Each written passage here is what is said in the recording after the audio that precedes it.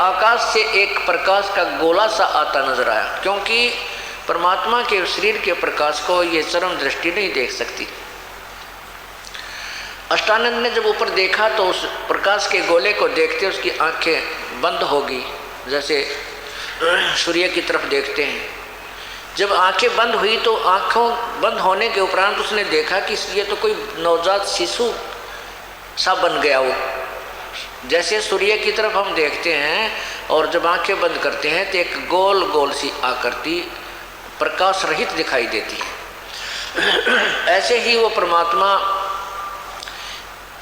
का जो शरीर का प्रकाश था उसकी तरफ देखने के बाद उसकी आंखें बंद होगी तो उसमें से बालक, जैसे बालक नजर आया, एक छोटा सा शिशु। उसने दूसरी बार जब आंख खोली तो उस समय वो प्रकाश का गोला लहर तारा तालाब के एक कोने में आकर सिमट गया था। वहाँ कमल के फूल पर वो परमात्मा, क्योंकि बालक रूप में ही धारण करके वहाँ से चले थे, उनका बहुत तेजोमय शरीर था, वहाँ आकर परमात्मा ने अपने तेज को समेट लिया और केवल वो बच्चा ही नजर आने लगा। अष्टानंद जी ने सोचा, क्योंकि संत जन बता, ऋषि जी जो जिनके अधूरे ज्ञान है वो कहते हैं कि परमात्मा का प्रकाश दिखाई देता है, परमात्मा दिखाई नहीं देता। तो उसने सोचा कि आज हो सकता मैंने भगवान का प्रकाश देख लिया हो, गुरु जी से पूछता हूँ। तो स्वामी रामानंद जी के पास अष्टानंद जी गए, उनसे प्रार्थना की, हे गुरुवर आज मैंने एक ऐसा प्रकाश आता दिखाई दिया आकाश से, और जब मैंने उसकी तरफ देखा मेरी आंखें चुंधी आ गई, आंखें बंद होगी। आंखें बंद हुई तो मुझे उस बालक का रूप दिखाई दिया। हे प्रभु, ये मेरी कोई भक्ति की उपलब्धि है या मेरा कोई भ्रमणा है? अब स्वामी जी को जैसा ज्ञान था वैसा अपने शिष्य का समाधान किया कि बेटा ये न तो तेरी भ्रमणा है और न ही तेरी कोई भक्ति की उपलब्धि है, ये तो आकाश ऊपर के लोगों से जब अवतार गण आते हैं ना, वो ऐसी लीला करते हैं। अब ये किसी माँ के गर्भ में जन्म लेगा, कोई अवतार आया है, कोई सिद्ध पुरुष आया है और कुछ दिनों में यहाँ कोई लीला करेगा अपनी। अब इनको तो इतना ही ज्ञान था कि माँ के बिना जन्म नहीं हो सकता, और उनकी थ्योरी कुछ हद तक ठीक भी है, क्योंकि पूर्ण परमात्मा ही एक ऐसी शक्ति है जो शरीर आते हैं तो उनका जन्म नहीं होता। बाकी सभी इन ब्रह्मा विष्णु महेश तक का भी जन्म होता है, माँ से ही जन्म होता है, मृत्यु भी होती है। ये तो इनका ये हार्ड एंड फास्ट रूल है, लेकिन परमात्मा पूर्ण ब्रह्म के ऊपर ये लागू नहीं होता। उधर से नीरू और नीमा मुसलमान बन गए थे, प्रतिदिन वहाँ स्नान करने के लिए जाते थे। मुसलमान बने भी उनको कई वर्ष हो गए थे, 10-15 वर्ष हो चुके थे, संतान नहीं थी। शादी को भी 20-25 वर्ष हो गए थे, शादी उनको बल्कि 30-40 वर्ष हो गए थे, उनको संतान नहीं थी। और नीमा बार बार यही याचना करती थी अपने भगवान शंकर से, क्योंकि शिव के उपासक थे, भले ही वो मुसलमान बन गए थे लेकिन हृदय से शिव की साधना नहीं छूटी थी। तो उन्होंने ये याचना करती रहती थी। उस दिन भी वो रास्ते में रोती हुई और यही अर्ज कर रही थी कि हे भगवान शिव जी, हमें भी एक खिलौना दे दो, क्या आपके दरबार में बच्चों की कमी है? आप तो जो चाहो सो कर सकते हो। यूँ कह करके फूट फूट कर रोने लगी जब वो स्नान करने के लिए लहर तारा तालाब पर आ रही थी। नीरू ने कहा कि नीमा, हमारे भाग्य में संतान है नहीं, यदि होती तो प्रभु हमें अवश्य प्रदान कर देते। और इधर से उम्र भी हमारी बहुत हो गई है, आप प्रतिदिन एक बच्चे की तरफ में रोती रहती हो, रोने से आपकी आंखें खत्म हो जाएंगी, हमारा कोई उंगली पकड़ने वाला भी नहीं है, नीमा तो मत रोया कर। ऐसे कहते विचार करते हुए एक दूसरे को सांत्वना देते हुए वो लहर तारा तालाब पर पहुंच गए। लहर तारा तालाब पर जब पहुंचे तो नीमा ने पहले स्नान किया, नीरू बाहर खड़ा रहा तालाब के किनारे पर। जब नीमा स्नान करके बाहर आ गई तो नीरू स्नान करने के लिए प्रवेश कर गया तालाब में। अब नीमा जिस वस्त्र को बांधकर पहनकर स्नान किया था उसको धोने के लिए पुनः उस सरोवर के किनारे गई। कपड़ा धोने के लिए, तो उसने क्या देखा कि कमल के फूल के ऊपर कोई चीज़ हिल रही है, कोई वस्तु हिल रही है जैसे सर्प हो। परमात्मा क्या कर रहे थे कि एक नवजात शिशु के रूप में थे, बालक के रूप में, और एक पैर के अंगूठे को मुंह में चूस रहे थे, एक पैर के अंगूठे को, एक पैर को हिला रहे थे ऐसे। तो पहले तो नीमा ने सोचा कि कोई सर्प ना हो और मेरे पति को डस ले। फिर जब ध्यान से देखा तो देखा उसमें तो बच्चा है, नवजात शिशु है। अपने पति को आवाज़ लगाई कि देखियो जी, बच्चा जल में डूबेगा, बच्चा कमल के फूल पर ये पानी में डूबेगा, इसको उठा कर लाना, कृपा कीजिए। अब नीरू स्नान कर रहा था, ऐसे डुबकी लगा रहा था और कहने लगा, नीमा तू पागल होली कती, कितनी बार तुझे मना किया कि छोड़ दे इस वहम को, हमारे भाग्य में संतान नहीं है, भगवान कहाँ से देगा। अब तुझे पानी में भी बच्चे नजर आने लगे, तू तो मेंटल होएगी। अब नीमा कहती है, फिर जोर से कसक से कहा कि मैं सच्ची कह रही हूँ, देखो तो एक बार, देखो इधर। अब जिधर वो हाथ कर रही थी, संकेत कर रही थी, अब नीरू ने भी विवश होकर देखा तो सामने थोड़ी सी दूरी पर वो बालक कमल के फूल पर विराजमान था। अब नीरू ने आओ देखा ना ताओ देखा, कमल के फूल समेत उस फूल को भी तोड़ कर साथ उठा लिया और नीमा को बच्चा थमा दिया। अब नीमा ने ओए होए जैसे निर्धन को धन पा जा और सर्प को मिल जा मणि, ऐसे उस माई ने पहले तो एक बच्चे का भाव कितना था, फिर एक सुंदर बालक रो भी परमात्मा, ओए होए, जिसको ऋषि मुनि ढूंढ ढूंढ कर चले गए हैं, उनको नहीं प्राप्त हुए, और वो भगवान कितने दयालु हैं, अपनी पुण्यात्मा के पास स्वयं चल कर आ गए। अब जिस परमात्मा का नाम लेने आंखें भर आती हैं और कंठ भर जाता है उसके गुणों को सुनकर, जैसा भी आपने देखा एक बहन की जीवन दान दिया उस कबीर भगवान ने, और वो परमात्मा और किसी आत्मा के सीने से लगा हो, ओए होए, अब उस आनंद को जो उस बहन को प्राप्त हुआ है, हम तो एस्टिमेट नहीं लगा सकते उसका। जिस परमात्मा के नामते शांति हो, आत्मा गदगद हो, प्रेम में आँखों आंसू आ जाती हैं, और वो परमात्मा, वो पूर्ण ब्रह्म एक माई के सीने से लगा हुआ बेटे के रूप में। पहले तो भगवान में वैसे ही प्यार गणा उसे, और बेटे और डबल रोल हो गया, बेटा भी साथ हो गया तो और कहना है कि और अधिक प्रिय बन गया। अब वो नीमा इतनी खुशी मना रही थी उस बच्चे का, कदे मुंह चूमे, कदे सीने से लावे, फिर उसकी तरफ बार बार देखे, उसे अर्थात उसे खूब लाड कर रही है जैसे माँ करती है अपने बेटे के। इतने में नीरू स्नान करके बाहर आया तो उसने विचार किया कि इस लड़के को यदि हम घर ले जाएंगे तो नगर के लोग हमारे पीछे पड़ जाएंगे और कहेंगे तुम किसी का चुरा के लाए हो, तुम्हारे तो कोई संतान थी नहीं, तुम कहाँ से लाए हो, बताओ हमें। हम कहेंगे कमल के फूल पर पाया मिला है, तो कति झूठे बताओगे, देखो झूठो, कमल के फूल पर बच्चा कभी स्थिर रह ही नहीं सकता। पहले तो हमें हिंदू से मुसलमान बना डाला, अब हो सकता हमें ये नगर निकाला दे दें, इस नगरी से ना निकाल दें और बच्चे को भी छीन लेंगे। इस दृष्टिकोण से उसने अपनी पत्नी नीमा को समझाया कि नीमा इस बच्चे को यहीं रख दे, हम नहीं लेकर चलेंगे। नीमा कहने लगी इस बच्चे के बिना मैं जीवित नहीं रह सकती, ना जाने इसने मेरे ऊपर क्या जादू कर दिया, मेरी जान जा सकती है, ये बच्चा मेरे से कोई ले नहीं सकता, मैं इसको छोड़ नहीं सकती। अब नीरू ने उसको समझाया कि देखो ऐसे ऐसे बात बनेगी, ना तो बच्चा रहेगा और हमें देश निकाला भी मिल जाएगा। लेकिन नीमा नहीं मानी, कहने लगी मैं इस बच्चे के साथ भीख मांग कर खा लूँगी, पर बालक ने छोड़ो नहीं, या नहीं छोड़ सकती। फिर माई में बहन में एक दया गणी होती है, और नवजात बालक तो चाहे किसी का भी देख ले उससे को प्यार देती है। और फिर वो तो एक परमात्मा थे।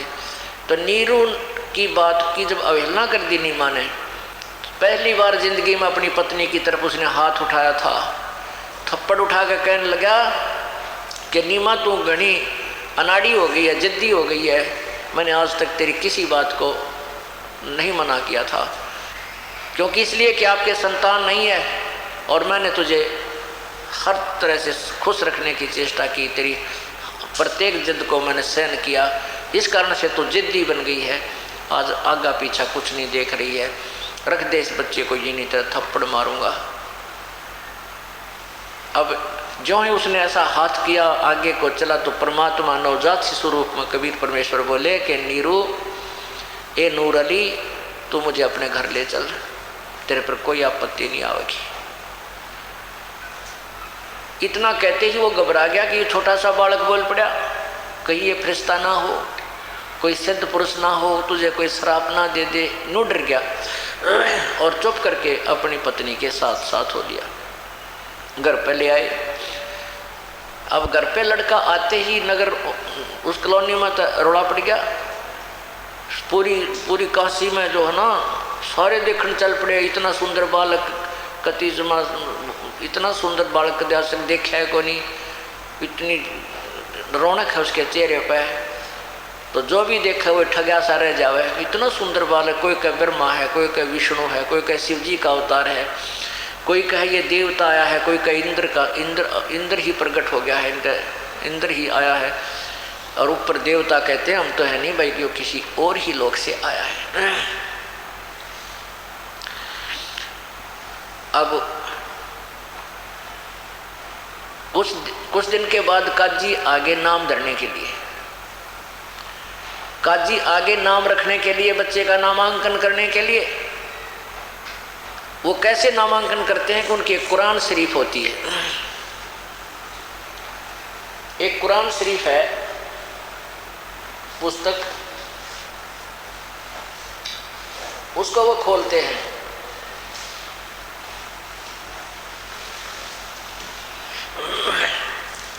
ये है पवित्र कुरान शरीफ। इसको ऐसे खोलते हैं जैसे नाम रखने के लिए कहीं से खोल देते हैं। जो भी अक्षर पहला होता है उसी के नाम पे वो बच्चे का नाम रखते हैं उस अक्षर के हिसाब से। तो उन्होंने खोला तो वो सूरत फुरकानी नंबर 25 में कबीर शब्द लिखा था। वो कबीरन शब्द लिखा था, अर्थात उसका कबीर नाम रखना था। तो काजियों ने क्या सलाह की आपस में देख करके कि भाई यो जुल्हे का लड़का, छोटी जाति का, और कबीर नाम, वो कबीर का अर्थ बड़ा कहते हैं, बड़ा यानी सबसे बड़ा कहते हैं। इस जुल्हे के बालक का कबीर नाम अच्छा नहीं लगता, सबसे बड़ा तो जुल्हे का बालक हो ही नहीं सकता। इसलिए उन्होंने दोबारा कुरान शरीफ को दोबारा बंद किया, फिर खोला। उस पृष्ठ पे पूरे पर ही कबीर कबीर कबीर लिखा था, दोनों पृष्ठों पे ऐसे खुलते ही। फिर काजियों ने और कुरान इधर उधर करके देखी था, पूरी कुरान में केवल कबीर कबीर कबीर लिखा था, बाकी लेख भी ना रहा जिस पुस्तक को वो लेकर आए थे। तब परमात्मा बोले काजियों मेरा नाम कबीर ही रहेगा, इस कलयुग में मेरा नाम कबीर चलेगा। अब कुरान तो कबीर, वो मुसलमान तो कुरान को वहीं, क्योंकि उसमें वो लेखा नहीं रहे, उसको वहीं छोड़कर चले गए। परमात्मा का नाम कबीर रखा गया और प्रसिद्ध हुआ। उसके बाद क्या आते, सुन्नत करने आते हैं। सुन्नत करते हैं मुसलमान लोग। क्या करते हैं, बालक की इंद्री की खाल काटते हैं, आग देते हैं कुछ दिन पाछे। तो वो नाई को बुलाते हैं और रिश्तेदार भी इकट्ठे कर देते, पूरा ब्याह कैसा काम कराया करें सुन्नत करने केस में। तो जब नाई उस लड़के की इंद्री की, पेशाब इंद्री की खाल काटने के लिए चला तो परमात्मा ने 5 इंद्री बना ली। अगवाई नाई के एक की काटिए, बाकी अनवत छड़िए, क्यों तुम एक ही काटते हो। नाई का तो बुखार चढ़ गया, घेर के कैंचीर बाज लिया, भाग गया। उसका तो कई दिन में बुखार उतरा। तो वो कहने लगा मेरे बस की बात नहीं। फिर वो और भी 1-2 जाकर देखा उनने भी यही देखा। जब वो नीरू नीमा को बुला कर लाए तो नीरू नीमा आए तो लड़का सामान्य था, 5 इंद्रियां नहीं थी। तो नीरू कहती है, नीमा कहती है तुम मेरे बच्चे को घना बदनाम मत करो, इतनी झूठ ना बोला करो, देखियो मेरा बालक तो ठीक ठाक है, ना ही भाग्या बोर्ड के नहीं आया, परमात्मा ने सुन्नत नहीं करवाई।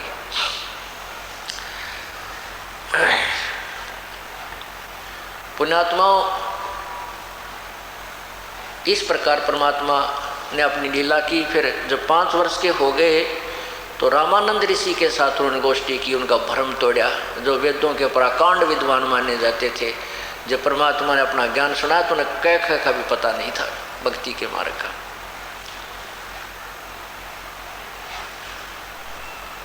ये पूर्ण परमात्मा कबीर बंदी छोड़ प्रत्येक युग में आते हैं। अब आपको गरीबदास परमेश्वर, आदरणीय गरीबदास साहिब जी द्वारा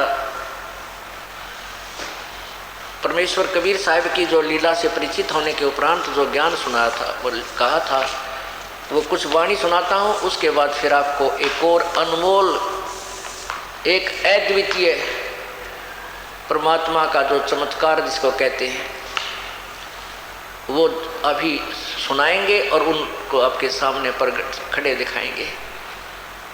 जो भगवान काम किया करते हैं, जहाँ परमात्मा का रोल आता है वहाँ परमात्मा अपने काम को पक्का करता है, वो अभी सुनाएंगे। पहले ये अमृतवाणी सुनाता हूँ। 84 बंधन कटे वो कीनी कल्प कबीरे, भवन 14 लोक सब टूटे जम जंजीर। अनंत कोट ब्रह्मंड में बंदी छोड़ कहाए, सो तो एक कबीर है जननी जनान माए। शब्द स्वरूप साहेब धनी ही, शब्द सिंध सब माही। बाहर भीतर रम रहा, जहाँ तहाँ सब ठाही। जल थल पृथ्वी गगन में बाहर भीतर एक, पूर्ण ब्रह्म कबीर हैं ये अवगत पुरुष अलेख। सेवक होके अवतरे, सेवक होके उतरे इस पृथ्वी माही। जीव उदाहरण जगत गुरु हो, बार बार बलि जाऊं। सेवक होकर एक दास बनकर यहाँ परमात्मा आए, कबीर दास, कबीर दास कहते हैं उनको।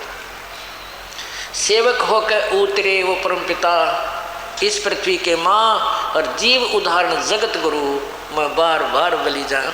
गरीबदास जी कहते हैं जीवों का उद्धार करने वाले वो परमपिता, जगत गुरु यानी सारी सृष्टि को तत्व ज्ञान बताने वाले को जगत गुरु कहते हैं। मैं बार बार बलिहारी हूँ उस परमपिता पर जिसने इतनी दया करी। हम तुच्छ जीवों का आकर के अपना ज्ञान आप ही बताया, आपका अपना भेद आप ही बता दिया। काशीपुरी कष्ट किया ये उतरे अदर आधार, मोमन को मुजरा हुआ वह जंगल में दीदार। मोमन मुसलमान को कहते मोमिन। कोट कोट किरण शशि भान, सुधिये आसन अधर विमान। पर सतपूर्ण ब्रह्म को हुए शीतल पिंड और प्राण। नीमा ने जब परमात्मा को स्पर्श किया यानी छुआ, सीने से लगाया, तो कहते हैं उस परमात्मा के स्पर्श मात्र से ही, छूने मात्र से ही उस बहन के शरीर में इतनी शांति होगी जिसका वर्णन नहीं कर सकते। गोद लिया मुख चूम कर हेम रूप झलकंत, जगर मगर काया कर जानो दमक पद्म अनंत। गोदी लिया मुँह चूम के, माँ ने जैसे अपने बच्चे का प्यार किया करती हैं, और उस परमात्मा की कितना सुंदर शरीर था। हेम रूप झलकंत, जैसे स्नो वाइट कहते हैं ना, स्नो वाइट यानी बर्फ जैसा सफ़ेद। हेम रूप बर्फ की तरह इतनी सुंदर सफ़ेद शरीर मालिक का था, और जगर मगर काया करे, इतना ऐसा झलक निकला थी उनके शरीर से, ऐसा इतना नूर था मालिक के शरीर का कि बहुत से पद्म झलक रहे हों। काशी उमटी गुल भया ये मोमिन का घर घेरे, कोई कह ब्रह्मा विष्णु है, कोई कह इंद्र कुबेर। कोई तो कहीं ब्रह्मा विष्णु महेश हैं, कोई कहीं इंद्र है, कोई कहीं कुबेर दिखा है हमने तो, कोई कहीं ये इंद्र आया है। कोई कहे वरुण धर्म राय है, कोई कोई कहत ईसे 16 कला सुभान गति, कोई कहे जगदीश। भक्ति मुक्ति ले उतरे ये मेटन तीनों ताप, मोमन के डेरा लिया वो कहे कबीरा बाप। कितनी महिमा प्यारी गाई है गरीबदास साहिब जी ने कि भक्ति और मुक्ति को लेकर के वो परमात्मा उतरे थे। भक्ति मुक्ति ले उतरे वह मेटन तीनों ताप, यानी ऐसी भक्ति हमें देने आए थे जिससे तीनों ताप नष्ट हो जाते हैं। जैसे ये बेटी को कितनी तकलीफ थी, ये कर्म प्रारब्ध का जो कष्ट था ये मालिक ने कैंसिल कर दिया। ऐसी भक्ति और मुक्ति वो लेकर आए, हमारे तीनों तापों को नष्ट करके सतलोक ले जाएंगे। दूध न पीवे न अनभक, वो न पालने झोलंत, अदर अमान ध्यान में कमल कला फूलंत। अब और थोड़ी सी एक कथा रहती है कि परमात्मा ने दूध नहीं पिया, 25 दिन हो गए, ना अन्न खावे ना दूध पीवे। अब नीमा दुखी होगी, ए भगवान अब ये बच्चा मरेगा, क्योंकि बच्चा 1-2 दिन 4 दिन दूध ना पीवा तो फिर तो यही उम्मीद हो जाती है तो ख़त्म हो जाएगा। पूरी कोशिश कर ली, अंदर दूध नहीं जान दे किसी प्रकार भी। अब वो नीमा फिर रोए रोए।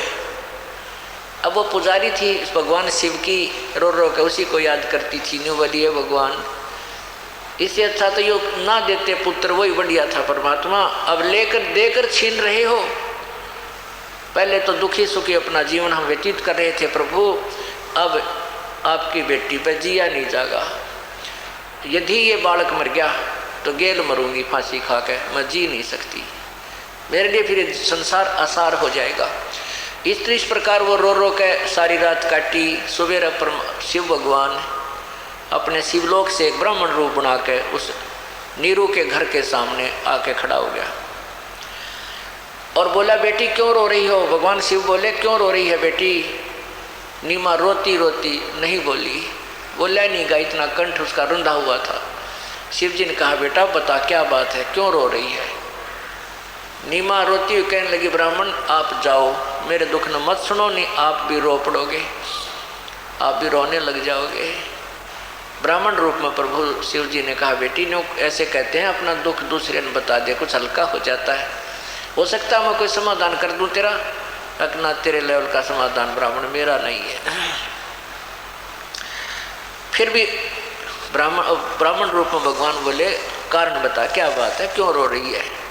तब रोती रोती कहने लगी कि पहले तो हमारे संतान नहीं थी, एक दिन मैंने अपने भगवान शंकर से प्रार्थना की थी, सच्चे दिल से रोई थी, उसी दिन कमल के फूल पर मुझे ये लाल दिया था। अब शिव जी को पता भी नहीं कौन लाल दे रहा क्या था, क्योंकि था देने वाला तो कोई और है। फिर भी हम जिसकी पूजा करते हैं, जिसको हम इष्ट मानते हैं, उसको उसकी जितनी समर्थता है वो हमें लाभ अवश्य देता है। तो उस लड़के जी पहले तो हमारे संतान नहीं थी, फिर ये पुत्र मिला है, अब ये 25 दिन का हो गया, कुछ खाता ना पीता,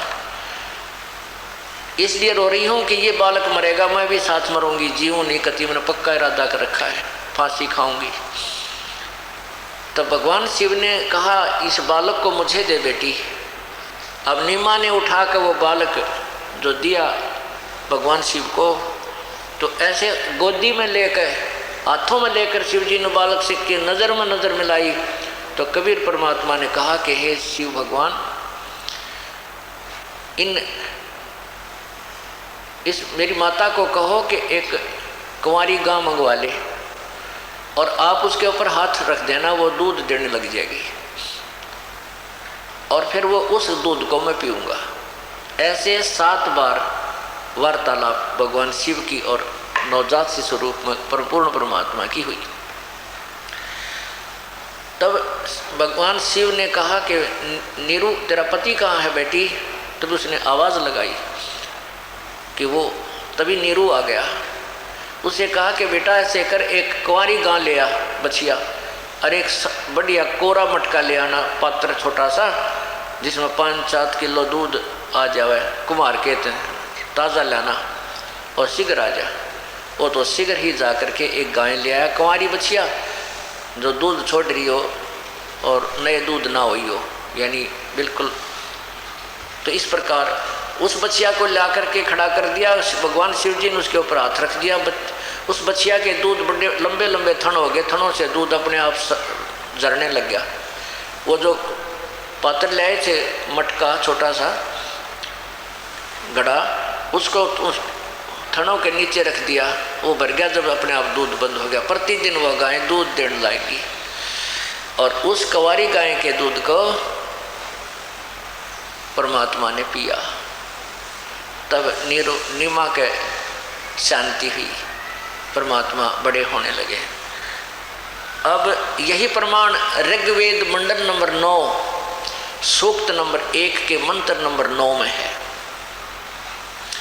उसमें क्या लिखा है कि वो शिशु रूप में प्रकट परमात्मा को जब वो प्रकट होता है पूर्ण ब्रह्म, तो उसकी परवरिश कुंवारी गायों के द्वारा होती है। एक पहचान बताई उस परम पिता की, ये देखिएगा।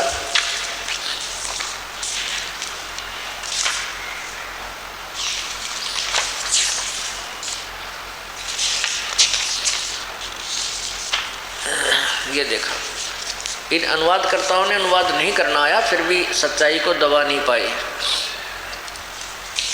ये है ऋग्वेद 9-10 मंडल, यहाँ देखना, इधर ऋग्वेद मंडल नंबर 9 सूक्त नंबर 1 का ये मंत्र नंबर नीचे देखना 9, ये 9 है। इसमें लिखा है कि इमम माने उस, सोमम माने सोम स्वभाव वाले श्रद्धालु पुरुष। यहाँ लिखना था उस सत्पुरुष को, पूर्ण परमात्मा को।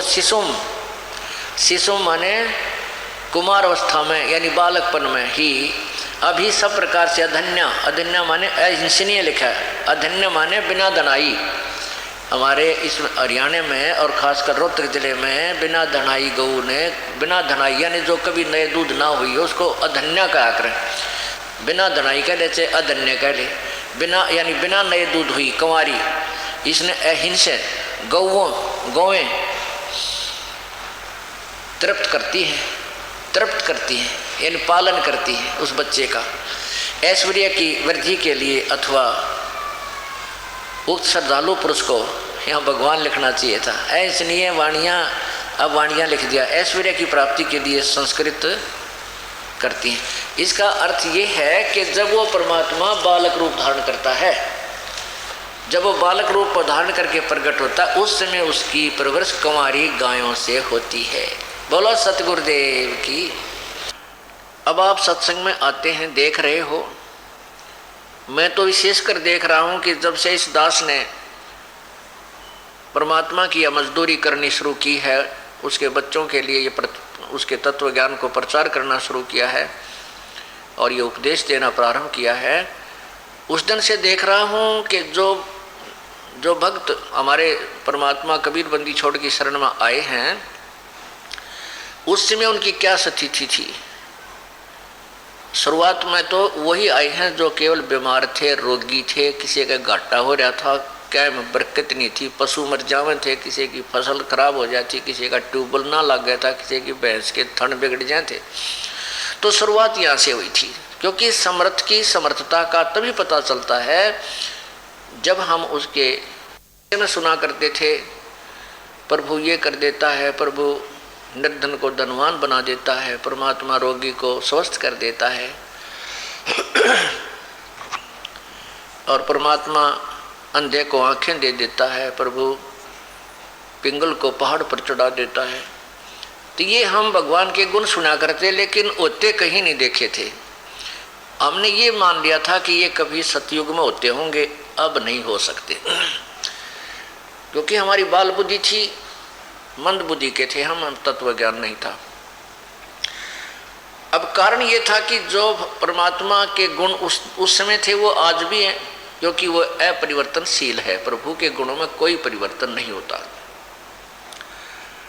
वो हमें प्राप्त नहीं हो रहे थे, वो अपनी त्रुटि थी। जैसे बिजली के गुण आप सुनते हो,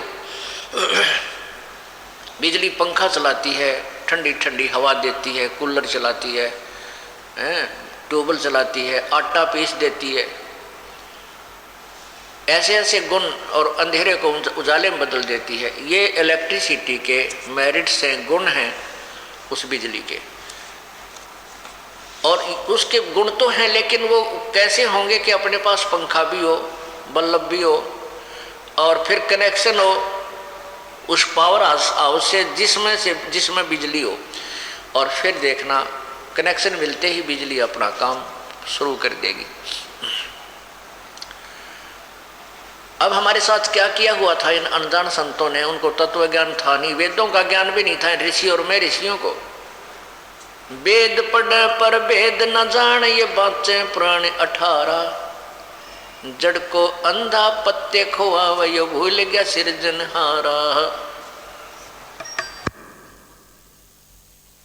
परंतु भेद नहीं जानते थे, वेदों को पढ़ते थे फिर भी वही क्रियाएं करते थे। जैसे आपने कल सुना था कि ये ऋषि लोग ज्यादातर तप करते थे, जबकि घोर तप करते थे, हठ योग करते थे। जबकि वेदों में और पवित्र गीता जी में, पवित्र चारों वेदों में, सरसों वेद में इस हठ योग को मूर्खों का कर्तव्य लिखा है। राक्षस स्वभाव के लोगों का ये शास्त्र विधि विरुद्ध साधना होने से राक्षस स्वभाव के लोग करते हैं। तो ऋषियों को राक्षसों से कम हम कैसे माने? जैसे दुर्वासा जी ने एक बच्चों की जरा सी गलती पर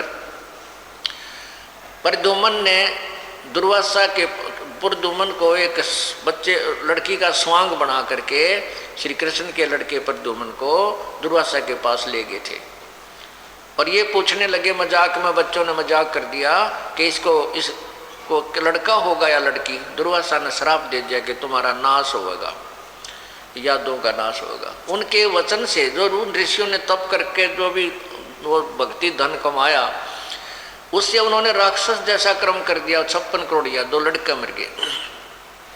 इसी प्रकार चुनक ऋषि ने 72 अक्षौणी सेना, 72 करोड़ सेना मानदाता चक्रवर्ती राजा की अपनी उस भक्ति कमाई थे, जो धन जोड़ा था, वो जो सिद्धि कमाई थी, उसके आधार से उसकी 72 करोड़ सेना को मार डाला। और कपिल मुनि जी, कपिल जी, वो एक बार साधना कर रहे थे बंगाल की खाड़ी में,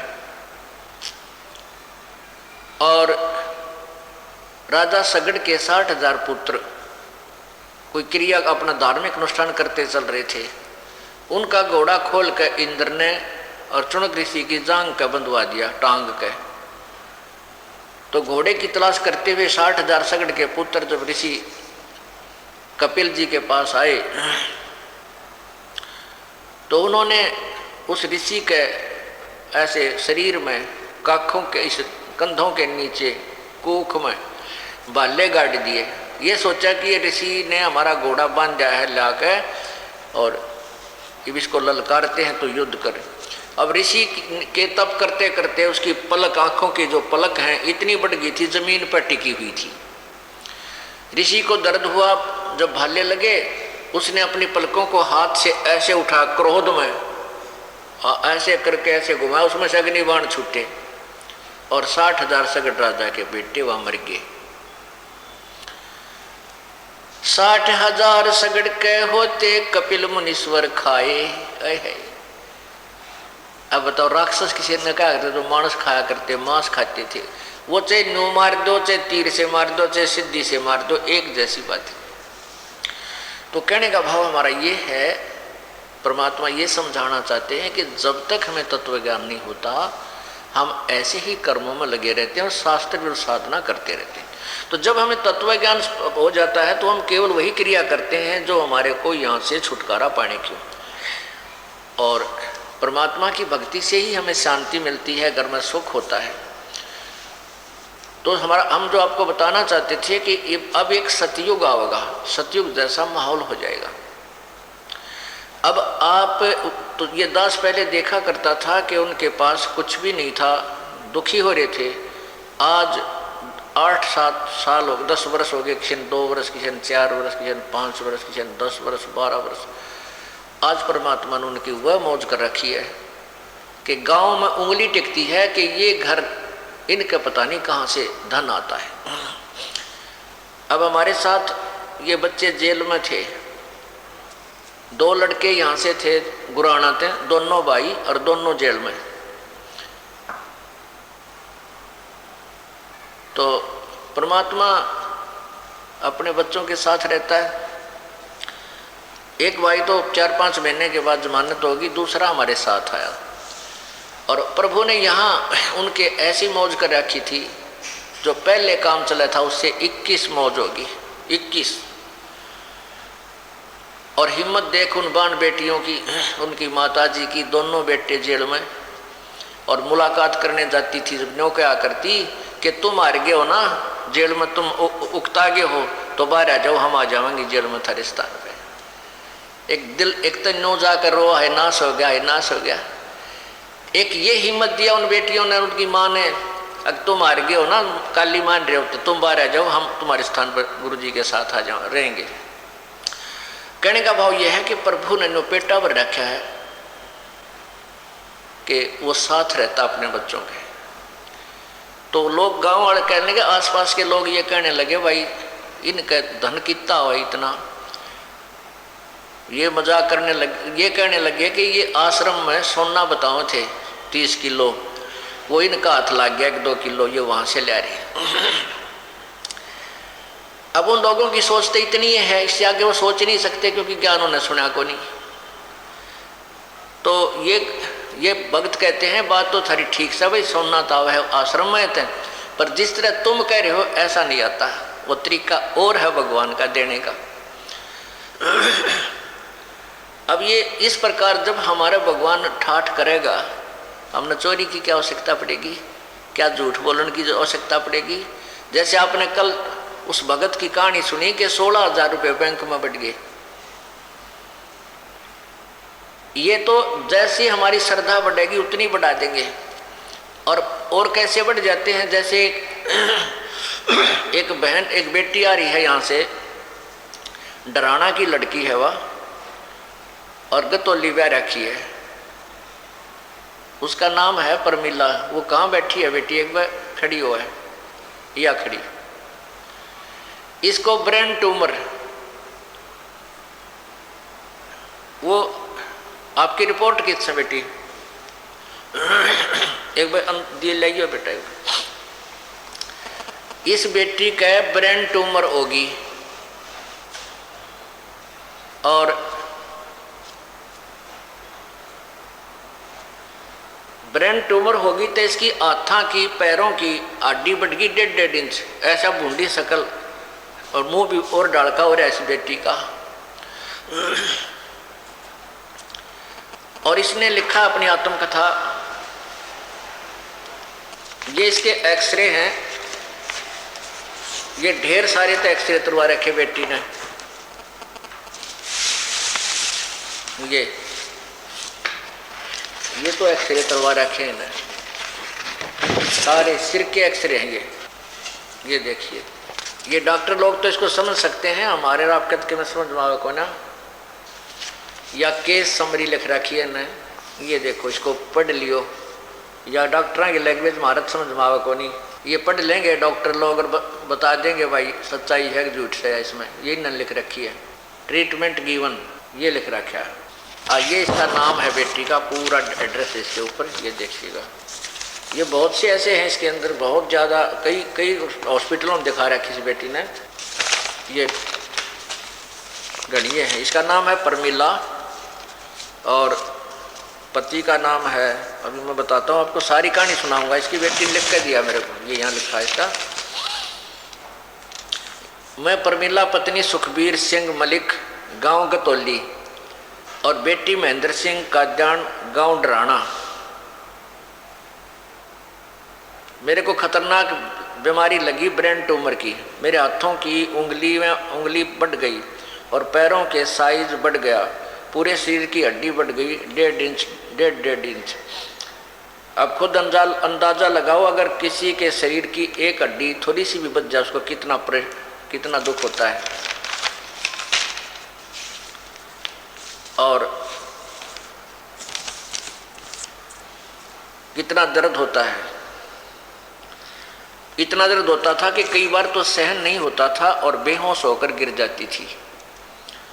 दिल की धड़कन बढ़ जाती थी तो श्वास का आना मुश्किल हो जाता था। बीपी इतना ही हो जाता था कि पता ही नहीं चलता था कि क्या क्या कह रही हूँ क्या नहीं। चक्कर आकर गिर जाती थी।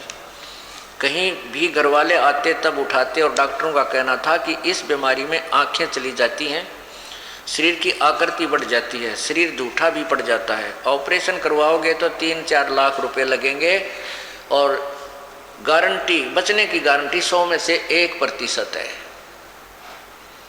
अब पुण्यात्माओं विचार करो, अब इस परिवार को 3-4 लाख रुपए परमात्मा ने बचा दिए तो ये कौन चोरी करेगा, कौन ठगी करेगा। और फिर इनको ये पता चल जाएगा कि अगर तुम आगे से किसी की को हानि करोगे, चोरी करोगे, ठगी करोगे, झूठ बोलोगे, 2 के 20 बनाओगे, मिलावट करोगे, रिश्वत लोगे तो ये रोग फिर लग जाएंगे, दुख फिर आ जाएंगे। तो ये जहर दिखाई देंगे इनको, ये छुएंगे नीचे, भूखे रह लेंगे एक समय। तो इस प्रकार जब हम एक दूसरे को, हमारे को जब इतना ज्ञान हो जाएगा हम पाप कति त्याग जाएंगे और लूटना तो दूर है, लूटा करेंगे क्योंकि हमें ये भी ज्ञान हो जाएगा कि दान धर्म करने से हमारे जो पाप भी नष्ट होते, कुछ कम होते हैं और दान से ही हमें लाभ होता है, परमात्मा की प्राप्ति में सहयोग मिलता है। तो फिर हम दान करा करेंगे, हम लूटेंगे नहीं, 2 पैसे हाथ से छोड़ा करेंगे। तो 3-4 लाख रुपए लगेगा और बचने की 100 में से 1% भी नहीं कह सकते कि बच जाएगी। ऑपरेशन के दौरान अंधी भी हो सकती है। ओए होए, ऑपरेशन तो करेंगे तो अंधी भी हो सकती है, पागल भी हो सकती है। पूरी सूज गई थी मैं, हाथ पैर मुंह मोटा मोटा हो गया था और ऑपरेशन भी सिर्फ 2 जगह से हो सकता, एक गंगाराम हॉस्पिटल और दूसरा अपोलो हॉस्पिटल दिल्ली में। तब मेरे पापा ने गुरुजी के चरण पकड़कर रोए कि आप क्या नहीं कर सकते। ये तो अभी 1 महीना पहले की बात है। ये महेंद्र भगत जी ने उपदेश ले रखा था। ये आकर के कहा जी आप हम तो गरीब आदमी ना, ये पैसा भी चल किसी पे ले दे कर ला जा, बच्चन की आस नहीं है, छोरी की जिंदगी बर्बाद होगी। तो इस लड़की को हमने यही बुला लिया, बेटी तू आ जा यहाँ कुछ दिन सेवा कर, समागम चल रहा है। उस दिन इस लड़की की शक्ल देखी नहीं जाती, ऐसी हालत थी इसकी। ऐसा उठ पटांग सा मुँह, नारायण बड़ा बड़ा हाथ जैसे अब शीशे दिखा करें और आंगली हाथा की इतनी लंबी लंबी न्यारी दिखे, इसी बूंदी। और आज यह बेटी थारे सामने खड़ी है। एक बार पर मिला, इधर आजा बेटी।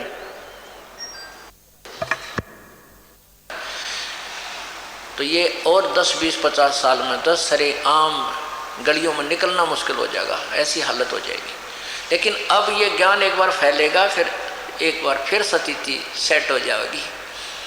कई हजारों वर्षों तक फिर यह नॉर्मल स्थिति रहेगी। भगवान की भक्ति करा करेंगे, भगवान से डरा करेंगे और परमात्मा फिर हमारे भंडार भरा करेगा, ऐसे ऐसे दुख दूर कर देगा। हम गलती कर भी नहीं सकते, चाहे भूखे बैठ जावा, चाहे हम किसी से, चाहे हम कोई सुविधा हमें मिले या ना मिले, भगवान से डरा करेंगे। तो वो परमात्मा आकर के अपने तत्व ज्ञान और साथ में अपने वाली शक्ति को यहाँ प्रकट करता है। आपने रात्रि में सुना था, एक सुपथ सुदर्शन था जिसने पांडवों के अश्वमेध यज्ञ में शंख को बजाया था अपनी भक्ति शक्ति तक, और तब पांडवों की यज्ञ संपूर्ण हुई थी, जो ना श्री कृष्ण जी के अनाहार करने से, भोजन खाने से हुई थी और न 88,000 ऋषियों के, न 33 करोड़ देवताओं के, न 984 सिद्धों के भोजन खाने से, 12 करोड़ ऋषियों ब्राह्मणों के भोजन खाने से भी यज्ञ पूर्ण नहीं हुई थी।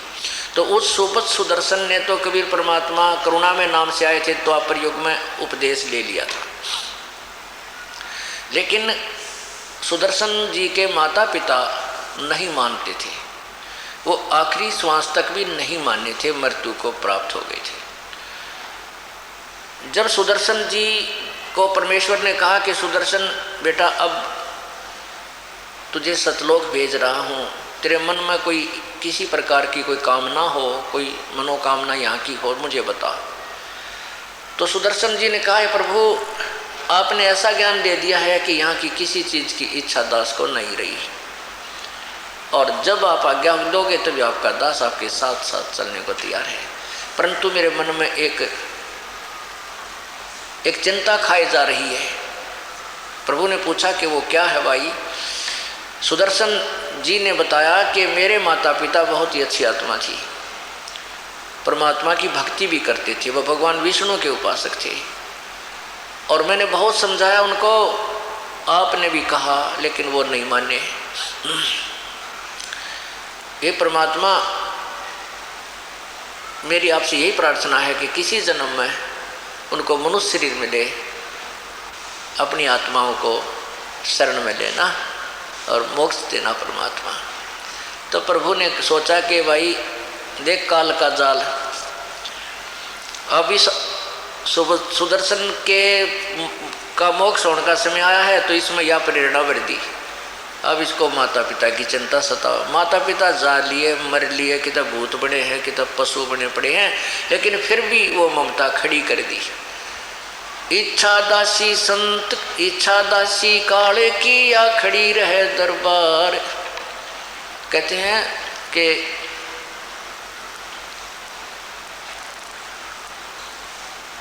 इच्छा दासी काल की, या खड़ी रहे दरबार, पाप पुण्य दो वीर हैं। ये इच्छा जो है ये काल की खास एजेंट है।